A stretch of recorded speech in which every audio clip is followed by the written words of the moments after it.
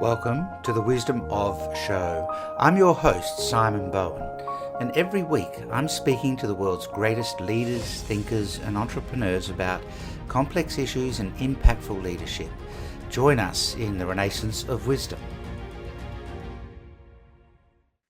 Well, welcome to this episode of The Wisdom of, and today it's the wisdom of Carl Hartmann.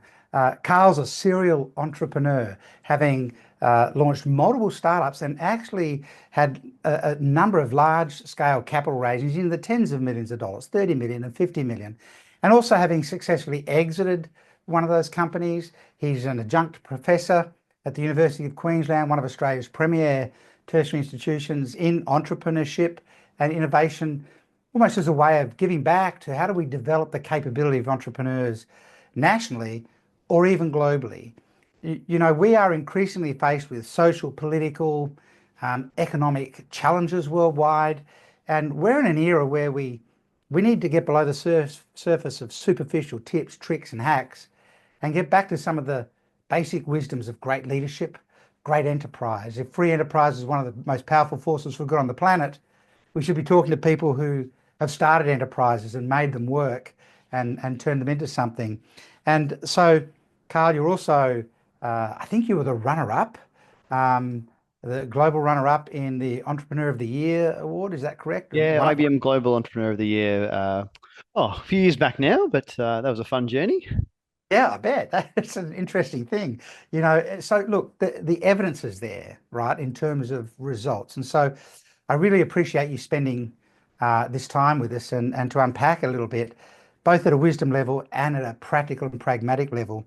So with some of your startups, I've got the list here in terms of Temando, Compono, a non-alcoholic spirit company. I mean, this is an eclectic mix of companies that you've started up. What sparks the thought process for you? What is the start of the journey for you when the moment that entrepreneurial drive kicks in and you go, I think there's a market demand here and I think we can solve it, which is kind of classic entrepreneurialism. Is there a starting point that you've come to recognize? Yeah, look, Simon, I think that's a very good question, and it's one that many people start, particularly you mentioned the university stuff. I think that is always the first question from students is how do I start? I think the commonality with all the companies that I've founded, the starting point's been the same in terms of I see a problem and I want to solve it. So my first company, Temando, the fundamental thing there, my university job, I worked for JB Hi-Fi. If you remember, many years ago now, like showing my age, like 24 plus years when plasma TVs used to cost $10,000, and Yeah. people would come into the store and ask how much to ship it, and we had a bit of paper on a wall, which nine times out of ten was wrong. I think that was where the idea imprinted, and it was like, okay, well, it seems that everything to do with shipping is hard. And then I think after university, I worked for News Corp and Fairfax, and I looked after retail when I worked for News Corp. And having come from JB, they're like, oh, you can grab that ball. And I guess I got to watch the first wave of online retailers go online, and they would just copy what the US retailers were doing, which was free shipping, which works in a country like America with a big population, fairly well distributed populations around the country and Yeah. lots of infrastructure in the middle. Doesn't work so much in Australia. And I can tell you horror stories from that era where people put on couches and did free shipping and hope for the best. And lo and behold, their first order comes from regional WA, and it's a mistake they try not to make twice. Yeah. So I think the first journey was, look, I saw retailers having a lot of problems with that. No one was solving it, so cracked on to go and solve that. And all the way to Lyre's being the most recent company. Well, that was actually birthed. So after I sold Temando, I mean, most of my career I've traveled a lot. I traveled probably about an average of 150 days a year. The peak, I sold that company to a listed French company that wanted, this is pre-COVID, so a lot of things were face to face, typically in Paris. And I think darting between Europe, I lived in San Francisco at the time, and Australia. I think my peak year was 230 days of travel. And I Right. did an enormous amount of business in London, and also did a lot of business in places like Tokyo, that have very large drinking cultures. And London's one of these classic ones where every meeting after 4 seems to move to a pub, and you just get given a pint whether you ask for one or not. One can lead to two, and before you know it, if you're there for a week, you can end up drinking every day. And if you think that's bad, then you go somewhere like Japan and you go dinner, then you do karaoke, and then next thing you know, there's sake shots to 3 a.m. And the next meeting, they said, "Oh, we'll see you at 8 at the office." You're like, Wait, what?" And it gets to a point where, particularly if you're on the road as a traveling executive, like 100 plus, 200 plus days a year, it's just overwhelming. And I remember after exiting, I came back to Australia, and one of my friends from university was working on the liquids. And I was just like, oh, look, I've thought of this. I mean, this just needs to exist. And for me, I didn't really understand a lot of the early non-alc. Most of the non-alc spirits were kind of weird adjacent flavors. Yeah. And I'm a traditionalist. Give me a Negroni or an old fashioned or an espresso martini, or a margarita. I mean, I guess when you look at this at a addressable market level, I mean, the drinks that are popular for a reason. It's because they taste good, right? And so even the early beers were pretty awful. Thankfully, they've come a long way. So the central premise was, could we recreate, if we had a blank sheet of paper, all the major non-alcoholic spirits as close as possible as to the sort of premium reference spirit in each category with science. We could see that the macro trends that were changing at the time, young people weren't coming into the category. And indeed, 1 in 3 young adults are not drinking alcohol at all now, which is interesting. And then as you started to look at, the other quartiles in terms of the population, there was a massive reduction that had begun pre-COVID. So this is people sort of, 35 to sort of 45 at a peak. But certainly the general population was starting to get healthier and better educated about things like alcohol. We saw this already happen with cigarettes, literally in a generation, Yeah. smoking got cancelled, right? And now, when I was in university, I couldn't tell you how many calories were in a beer, right? You just got a jug at the uni bar. Now you look at young adults, they're like, oh, that's a full, that's a pint, that's got 270. The non-alc one's got 60. They're so educated on this, and they make fundamentally different, health decisions because of that. So I could see this. I guess massive macro trend that was emerging. Then COVID happened, and the interesting data point that came out of COVID is there was record alcohol sales, but also record people not drinking. It was very bifurcated. Potentially there's a correlation between your house size and how many children you had, and alcohol consumption, maybe. I don't know, but certainly on the back of COVID, as a general comment, I'd say people are the healthiest they've ever been. They use that time as a bit of a reset, and you had an enormous amount of people that really focused on health and wellness, and I think it just sped some of the macro trends that were happening in the background up. Yeah. Well, one of your tips for success, right, is if you have to sacrifice something, don't make it your health. And Yeah, yeah, for sure. so kind of the brands are living into it. When entrepreneurs start a company, I mean, you made an interesting comment, find a problem and solve it. It seems so simple, and yet that is at the heart of entrepreneurialism. Find a real problem. Maybe you should put the real in there, real problem, and solve it. But there's generally a paradigm shift that I've come to recognize over time, having spoken with, interviewed many entrepreneurs, they generally have some kind of big paradigm shift in their mind that is at the core of all of their thinking, like to get from here to here. So Steve Jobs, for example, was to get from this paradigm of technology was a thing outside of us. Technology was tools to technology, something that improves everyone's everyday life. There's this massive, and of course that could spawn many companies. Is there an overarching paradigm shift that you may not have thought about it right now, but that you're kind of almost always looking for because you've been some of your companies have been in the people space, non-alcoholic drinks. They're pretty diverse. Is there kind of ever any overarching paradigm shift you're trying to create when you start a company? I'd probably break it down a little bit further. I think it's potentially less about the paradigm shift and more about just having a really clearly defined vision. Yeah, You mentioned Apple, and like Steve Jobs is pretty much the textbook book on this, of someone that had such a clear vision for where he wanted to take Apple and the products and the user experience. So I think the vision created the paradigm shift around it, right? So Yeah. if I take Lyre as a consumer product, which is always a little bit easier to sort of touch and feel than say, a B2B SaaS company, which might be a bit more esoteric, but certainly with Lyres, I mean, for us, we wanted to change the way the world drinks.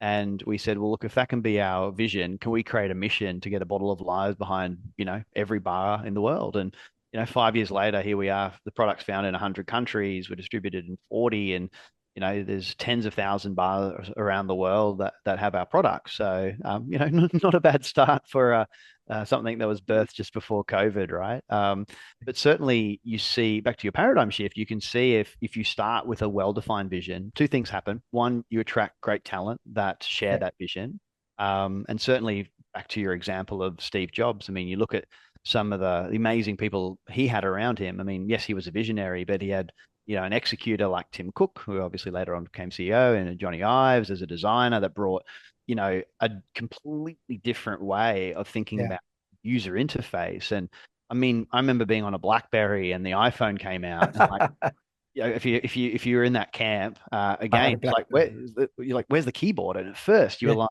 this is weird. And then you use the thing for a week, and then you're like, I can't believe we used to have a keyboard with physical Yeah. buttons. Correct. Like, so that paradigm shift can happen in a moment, in a week. Another great example using the Apple one is the Apple Watch. I mean, I can safely say this thing changed my life. Like, if this would have existed in university, I mean, the way I can set goals and take it back to sport and prioritize health.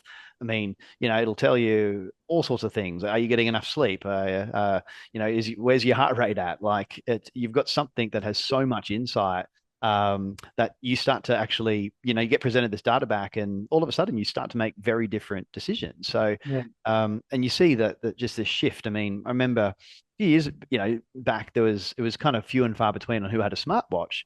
Now you go to a meeting, it's almost everyone's got one, right? Yeah. It's like they get their dress watch out for like special occasions, like a black tie event. It's like, out of the safe or the watch stand, and it's rather than sort of it used to be the status symbol. I, I won't wear my dress watches because I lose the data, right? For that Yeah. period, for that period of time that you're wearing the You're not dress going to watch. close your Apple rings for the day. No, you just because you're giving up the data for the amount of time you're wearing the dress watch. It's kind of fascinating. So I'm interested in how you think about data as a leveraging as a point of leverage when you're starting a business, when you're launching into a market, or clearly you're a data thinker. You like to start with fact. Yeah. I'd love you to unpack a little bit about data because a lot of businesses are started on a gut feel, right? Yeah, Oh, I think well, this will go well. that's actually me. I'm probably more intuition, and if I look on personality profiles, if I go back to when I finished university, I was very weighted on that, Yeah. less on data. These days, it has changed, and maybe that's a maturity thing, or perhaps we've just got more available. So, you adapt and learn with, the cards you've been dealt. But no, I'm definitely someone that has an initial intuition or a feel about something, but I tend to then try to verify it. So. I might have a hunch about it could be a market, could be a product, it could be an individual strategy, it could be a person, the hiring one's a great example. So one of the other companies I founded, Compono, this is a platform that, and I think to give the background of this, I lived in Silicon Valley for a number of years, had to go head to head with, the tech giants that have unlimited budget for hiring people. And what would happen is you would get people through the door, and I could spend a whole podcast just on stories. One of my favorite one was when someone came through the door and asked what the menu was every week, and I had to explain that we were a team of 10 and didn't have a chef. And that person basically told me they only want to work for somewhere where food was provided because they didn't want to use their own money for food. And if you ever see the show, the HBO show, the Silicon Valley, it's like having lived there, I'm like, wow, they actually nailed it in terms of some of the entitlement that existed. But what that forces companies to do, in my case, I had brought a company over from Australia, was hiring local talent. I couldn't afford the wages and the perks the big guys did, and they have sort of softened over the years. But when I was there, was certainly the peak of this, and it naturally you start to think, okay, well, what are the resumes that these guys wouldn't look at, and where are the people that they might overlook? And I can tell you a story of one person I hired. He wrote a cool cover letter, and by this time in my career, I'd made some good hiring decisions and bad ones. But I started to use a lot of psychometrics to validate when I had a hunch on something. So in this case, someone had wrote a great cover letter. I said something there, went and sort of looked for the things that aren't on a resume. This person had, really high abstract reasoning, emotional intelligence, and all these predictive markers that say I can turn this person into a great sales performer. So lo and behold, hired this person, and normally this would be someone that you would overlook. But the thesis here was he had been discharged from the Coast Guard, wanted to get into a sales role with a tech company, and was prepared to work hard, right? And so much else can be taught. So attributes are very difficult to change. Like, the Yeah, old proverb where it's like, show me the boy at 7, I'll show you the man at 70. There's some truth to that in terms of many things are set by the time we're becoming a young adult. But certainly skills can be taught, right? So long story short, this person sort of mentored, became a top sales performer. As I came back to Australia, he went across to Afterpay, became a top sales performer there as well, and continued on, and the whole career was made. But it did get me thinking of, how many people are overlooked because they don't have the right notch on the resume. yeah, And we are moving to a time where skills can be automated through AI, and you know what we learn in university might be obsolete by the time we graduate. So attributes become more and more important. So long story short, built Compono with a central sort of thesis of doing two things. One was on the higher side, we built a platform that could do, look at matching skills, qualifications, and culture fit to talent. And we go also extending from a company that's looking locally to potentially having a global lens. So that platform integrates with 1,000 job boards across 100 countries. So you might go from getting 20 local candidates to having a global search for something to getting, hundreds. But then you're also looking beyond, beyond the resume to the soft skills and the attributes as well. And for an idea, I mean, that does around 350,000 jobs a month and has about 1.5 million odd candidates coming through. So there's a lot of data come through which tells the story. But the second piece as well is of that platform was, once you have hired someone, and to my example where you've hired someone that has potential, and then you've got to, I guess, teach and learn that and sort of mentor that person up. So what we wanted to build there was the ability to have a learning platform that could take content from anywhere, test and credential and certify that knowledge. Because you can mentor one person, but you can't, do 10. You know what I yeah, mean? yeah. There's a limit of what you can mentor. It's very a one-to-one. So was there a way that could achieve scale? And we didn't know it at the time, but we ended up building a platform that governments had a lot of interest in. So, as an example, that now powers, for example, in Australia, every single state's learner driver. So, when someone goes and gets their driver's license, they actually white label the technology to be able to, serve up a modern version of what used to be in paper form, and in a way that people retain the knowledge, and then we can, effectively do everything that used to be done in an RTA or a DMV equivalent online, and the only thing they have to do in the real world is their physical driving test when it's time. So obviously that cuts an enormous amount of cost out for governments, to the tune of about 90%, which is a very topical thing in this day and age. But of course, Absolutely. the applications for that is whether it's a learner's test, or you're a corporate and you're looking to put internal programs where you're hiring grads, and you want to sort of upskill them, or you've got people that are about to be obsolete through AI, and you want to cross skill them into something else. I mean, we're at a really interesting crossroads, I think, in the world of work where, this is a very topical conversation. Yeah, absolutely. And the attributes versus skill conversation is real. Oh, yeah. Um, I interviewed um, uh, a gentleman that did a lot of the recruitment and training for the Navy SEALs over, a 15 plus year period.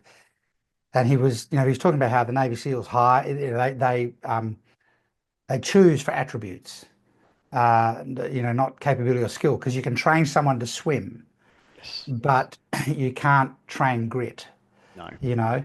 And so Tenacity. yeah, and I think in an AI, continually emerging AI world, um, we're going to have to get some clarity around some of these things in terms of who we look for. I mean, it takes us into the conversation about culture. Hmm. With Temando, you had, offices around the world. It's a global company. You've got employees around the world. You've got all sorts of different cultural groups working inside of that company. What would you say matters most at a values level when you're really trying to build a powerful company culture around a vision a significant vision at the culture level, if culture really is values, what matters most for you at a values level? Again, I think you'd probably want to come up and define the culture because every company is going to be different and they're going to have different things that are important depending on the individual company. I mean, I'd say for my companies, so if I look at Lyres as a great example, this is we're completely distributed. It's a byproduct of starting in COVID, where all you couldn't have an office anyways, and we sort of just evolved that way. I mean, we've got little clusters of people in certain cities, but what we've always tried to do, to your point before, was just hire people that know how to execute. So we tend to hire people that are mid-career, have had enough experience to know what they're doing, don't need to be micromanaged, and just can execute.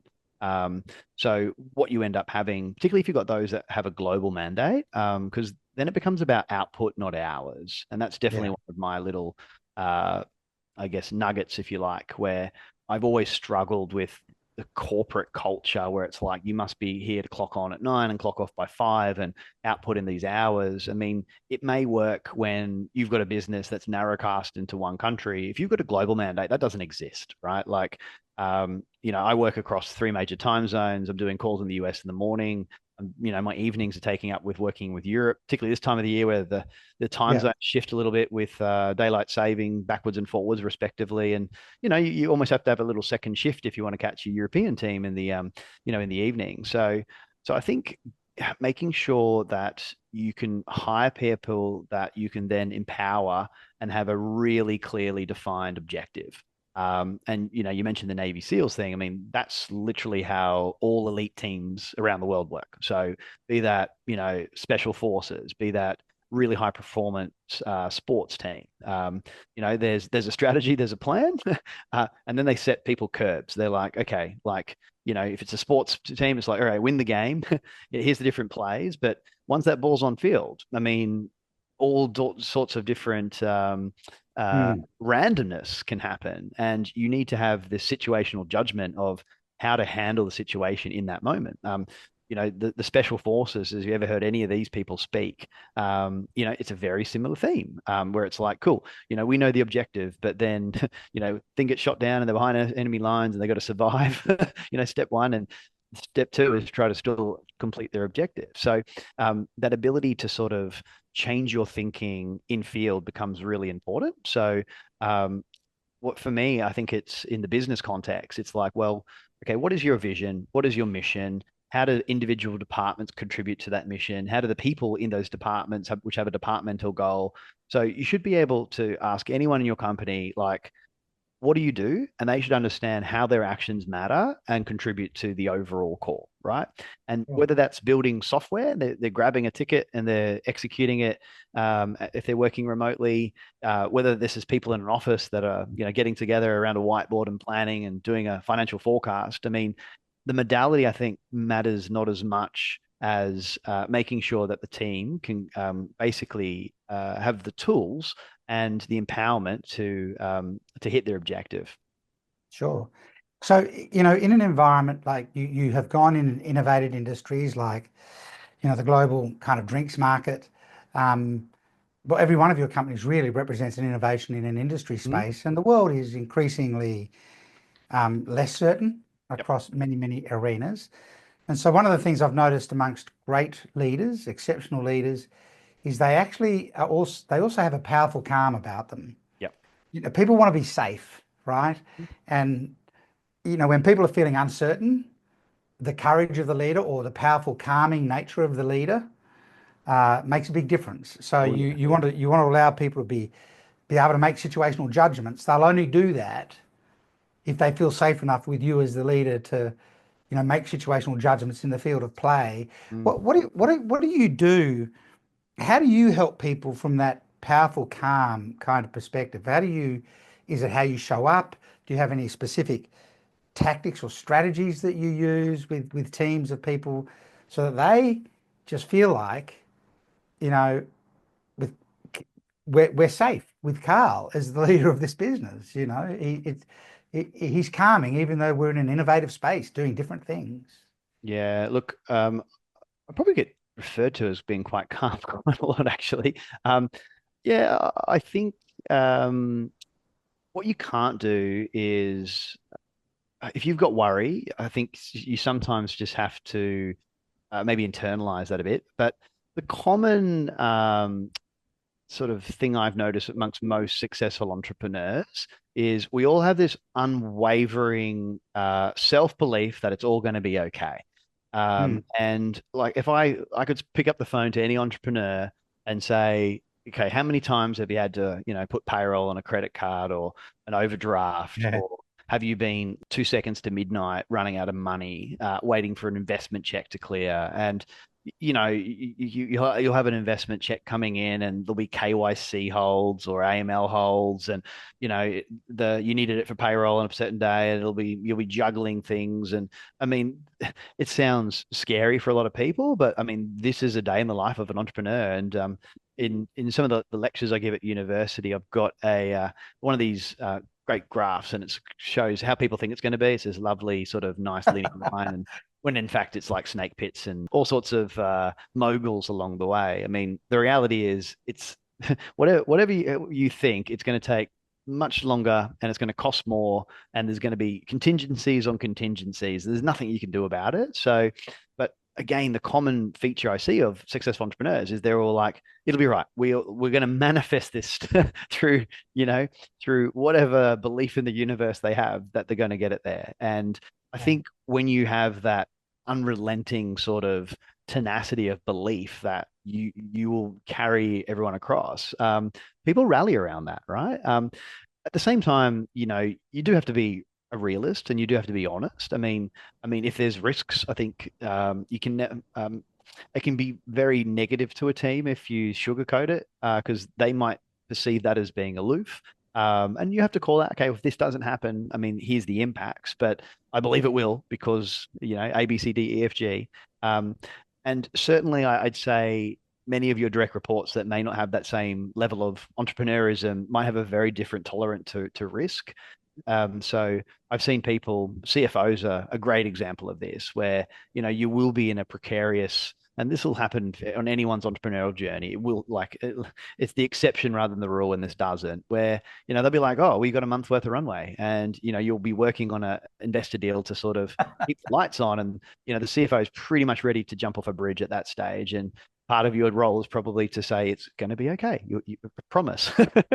um, so, so I think, just keeping the spirits up, keeping people having a shared belief that the objective is obtainable. Yeah. At the same time, I think being realistic, and having some contingency when it may not be.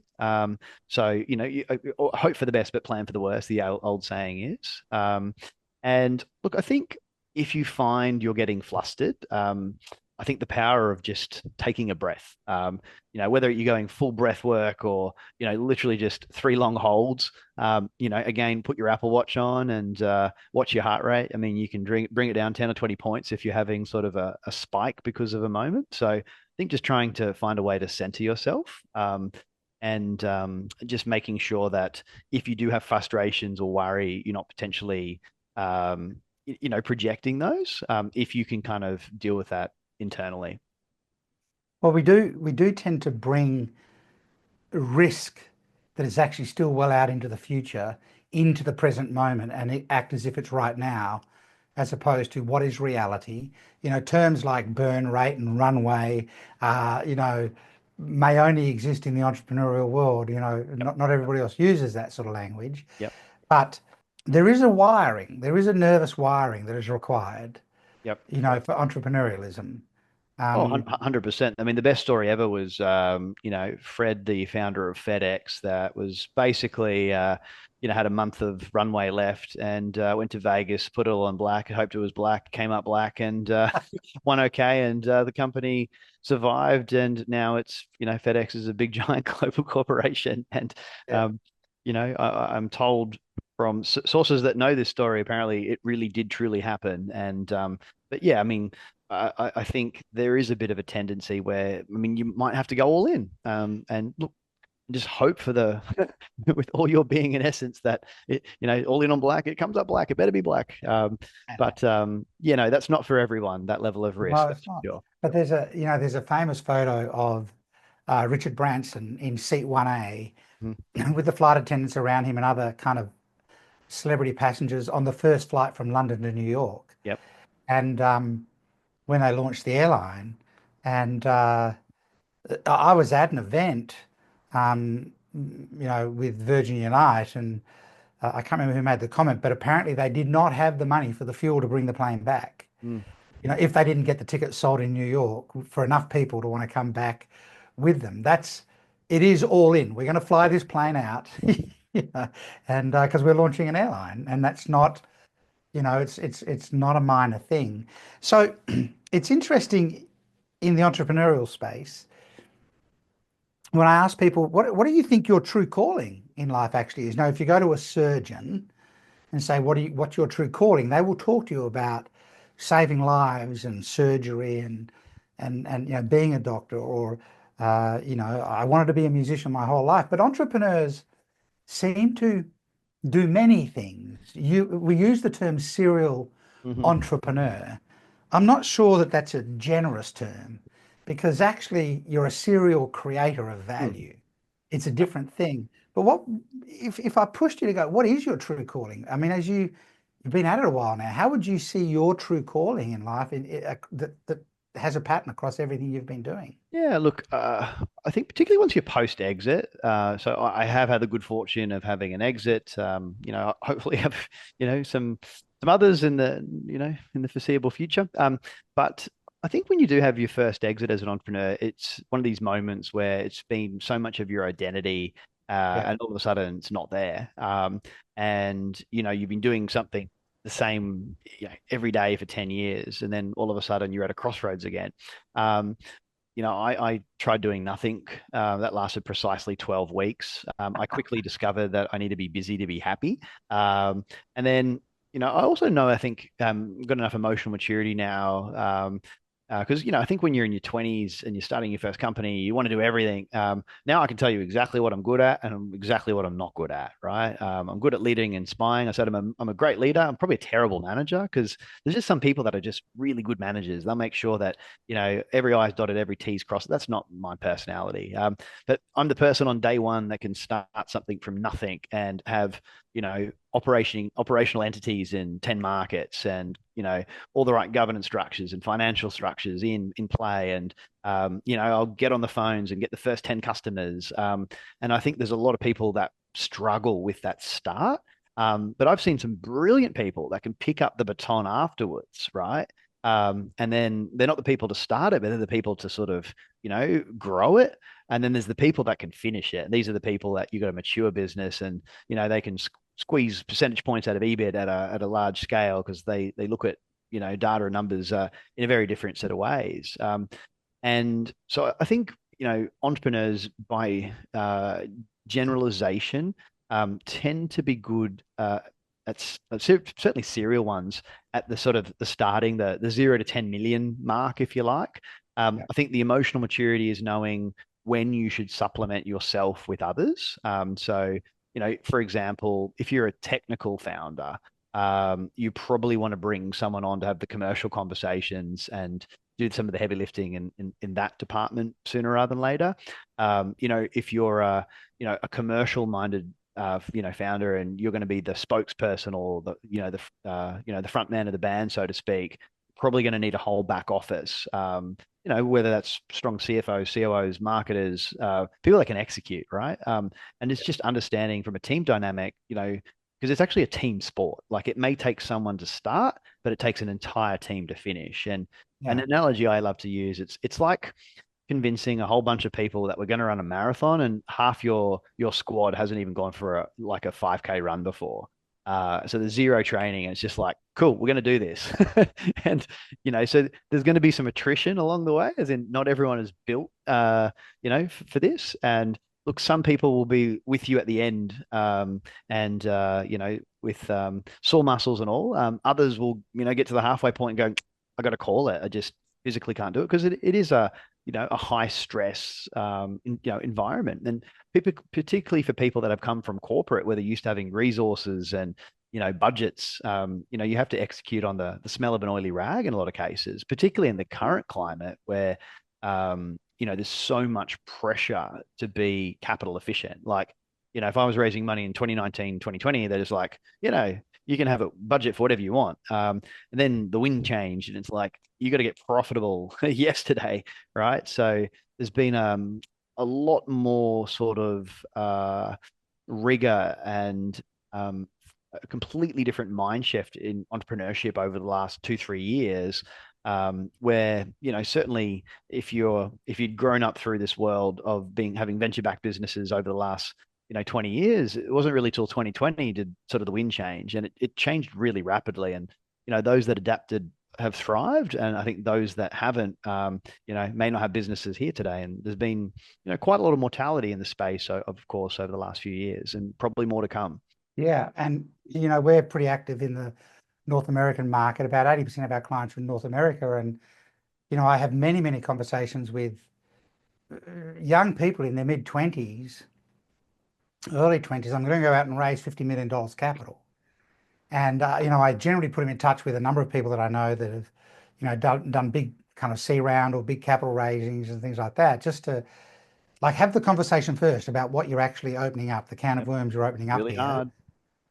because those people are investors Hmm. and they want something. They're not giving you the money to play with, sort of thing. So Mm. it is super, super interesting. I'd love to dive back into this idea of balancing multiple ventures. You have early calls in the morning to the US, you have your evening calls to Europe. Um, you obviously maintain a focus on health as well and a Hmm. whole bunch of other things. I think one of the things that a lot of entrepreneurs ask a lot of people questions about is just how do you balance everything? I mean, it's not as simple as time management. You've got multiple ventures, Yep. model startups, had exits, you're juggling a lot of priorities. Yep. What are Sprinkle some some of your family in there, and yeah. yeah, yeah, correct. Well, yes, what are what are some of your strategies? What's your approach to that balance been? The first thing I'll say is in my first startup, the thing I sacrificed was definitely my health. I was reasonably fit in my 20s, and I think I was an operational CEO for the better part of a decade, and by the end of it, I was the heaviest I've ever been, very unfit, went to the gym once a week. And you don't until you sort of grab the fitness back. And for me, the sort of the shift actually happened in COVID because I moved back from the US. I live in beautiful Noosa, which by nature just kind of you Hmm. know encourages you to be outside. It's a Yeah, it's a place, obviously, whatever is your outdoor calling. For me, it's kite surfing was one of the main reasons I settled here. But running, cycling.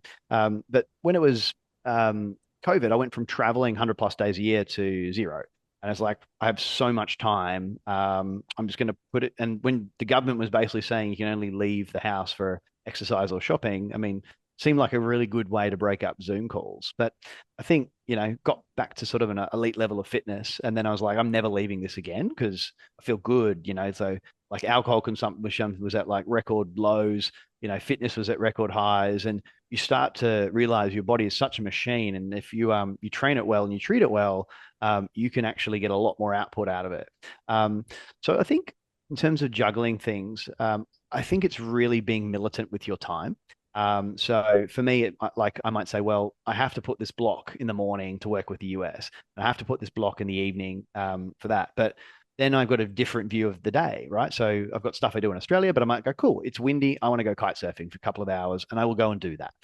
Or at the start of the week, I'll be like, cool, after these calls, I'm going to go for a run. After these calls, I'm going to get on the bike. And I actually plan my personal time and my training around my work commitments, and I slot that in. That's typically through the day.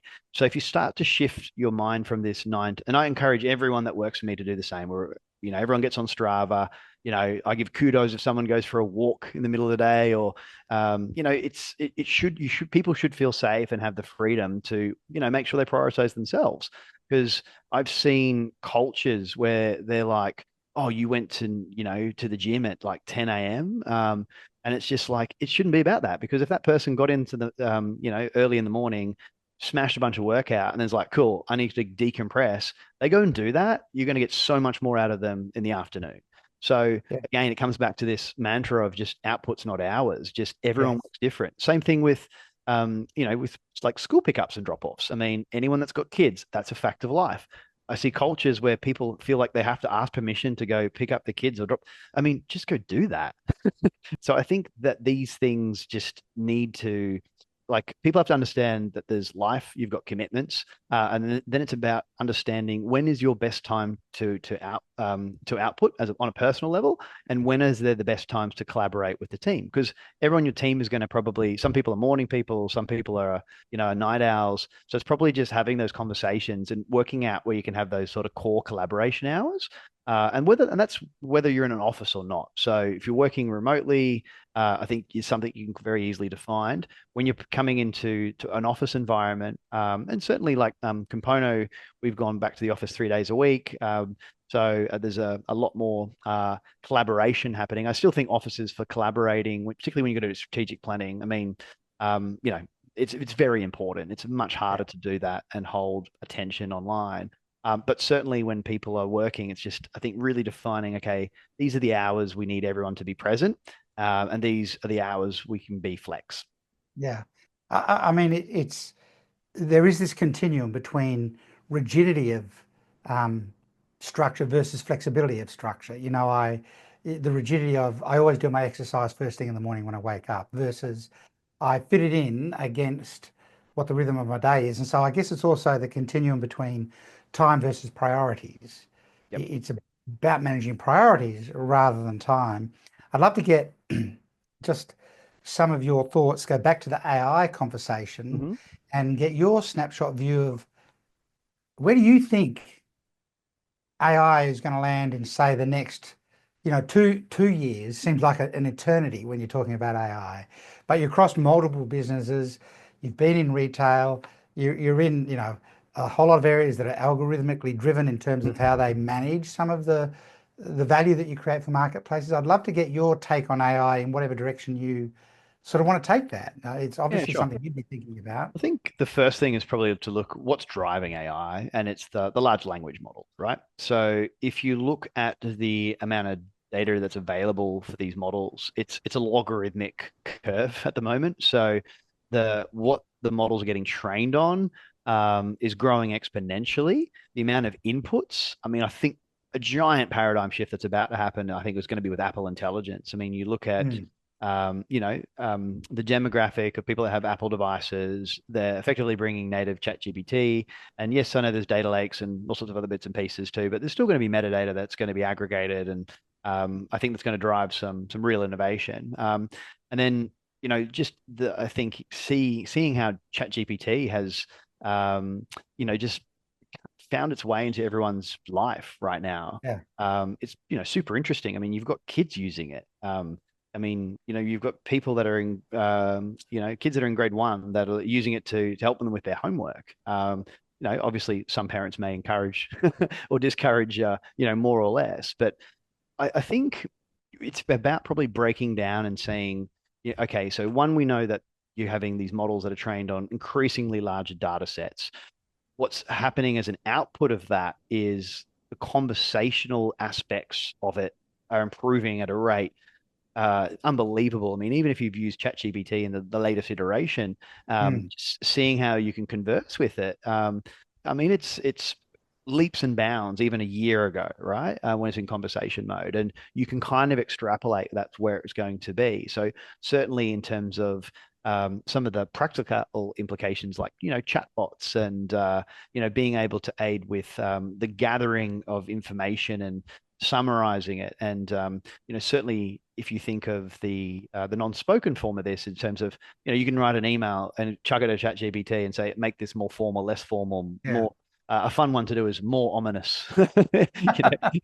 It goes dark real quick.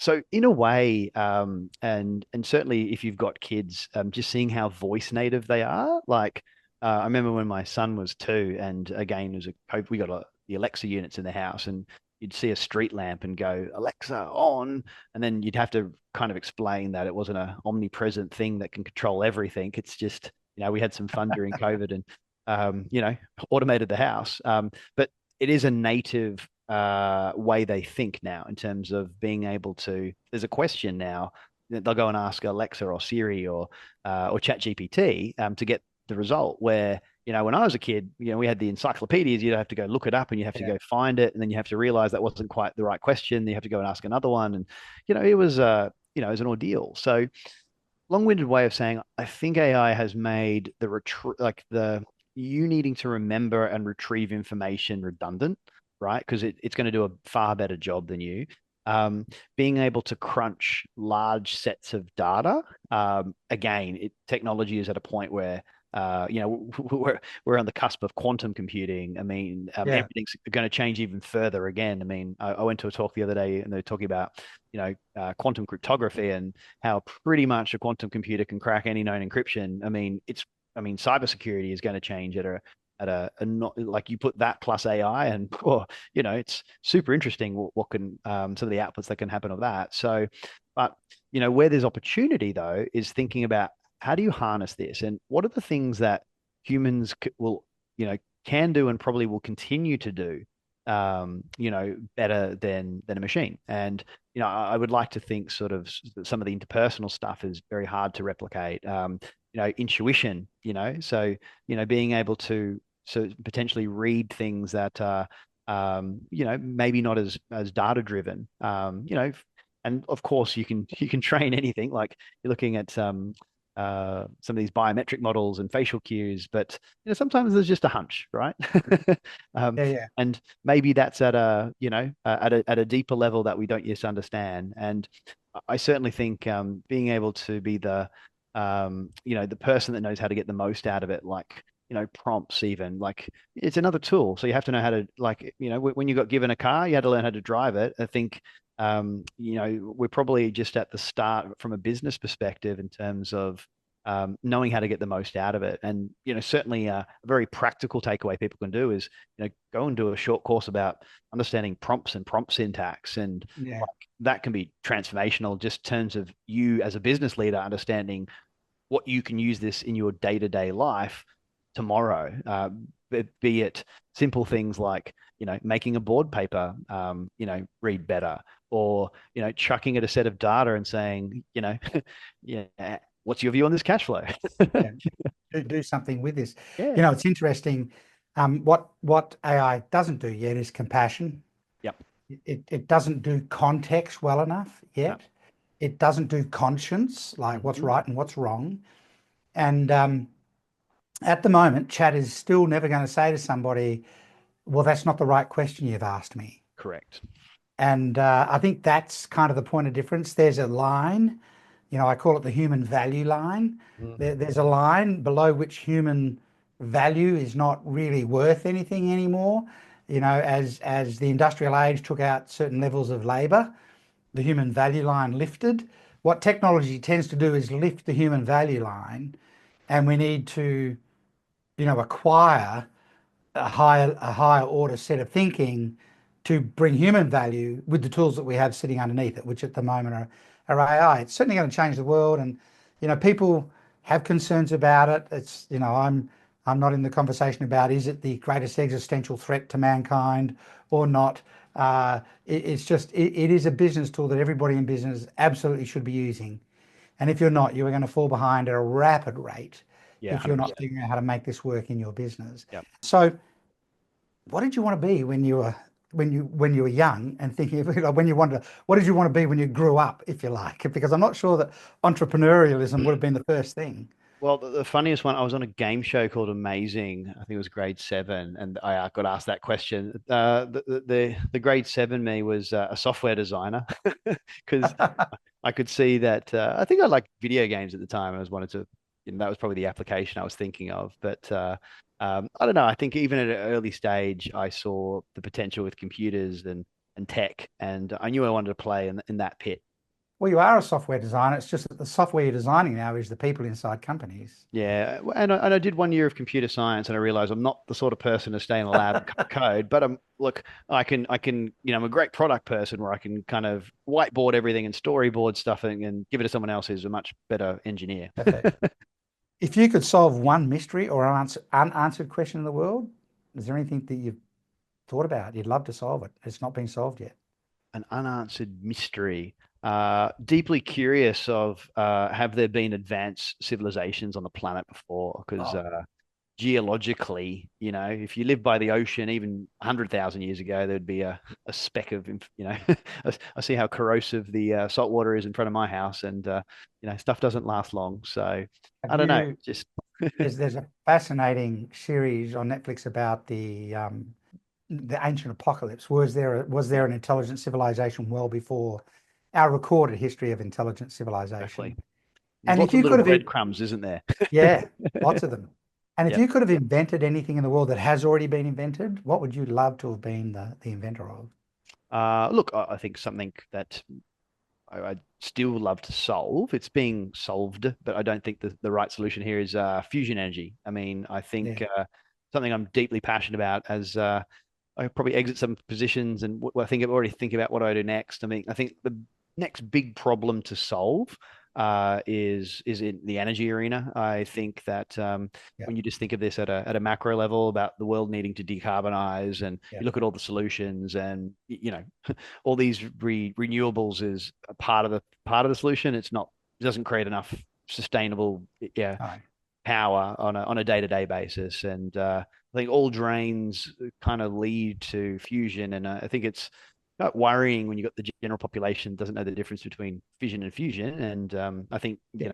we are not that far away from having, I guess, the potential to have limitless clean energy, right? Well, we will get to cold fusion at some point. That's Yeah, kind of an 100%. inevitability. And Even starting with hot fusion is fine. yeah, yeah. But when you get to cold fusion, you can put it everywhere. Yeah. Third world countries become much more easier to develop in so many ways, and And and therein there's no, lies the challenge. yeah, and there's no doubt that energy and carbon, is a global challenge. So, Carl, I want to thank you so much for spending the time with us. You've been very, very generous with your time. I appreciate that. I'm sure there's plenty there, particularly for young entrepreneurs. Even in some of the throwaway things that you've said, about you're waiting for that check at midnight for you did you went and got some capital, but there's Oh, it's, caveats it's on it, it's or always there's 2 seconds to midnight. It's it's just always 2 seconds. Like even yeah, for young entrepreneurs to hear some of the stories and know that um, the success is there and it's possible, but you have to have this unwavering sense of self-belief. And, the path is never exactly how you think it's going to be. And so you're constantly learning and drawing on wisdom and good people around you. But you can actually change the world, which you've certainly done. So, Carl, thank you so much for giving us this time today. I really, really appreciate it. And my challenge to others who are listening to this podcast is just to think about how you show up across the range of things that Carl's shared with us today and talked about with us today in terms of your businesses, leading your people, launching new value into the marketplace, being clear about what's the data telling us, is the hunch right, and so many more. So, Carl, thank you so much. I really appreciate your time. yeah. Thanks for having me, Simon. It's a pleasure.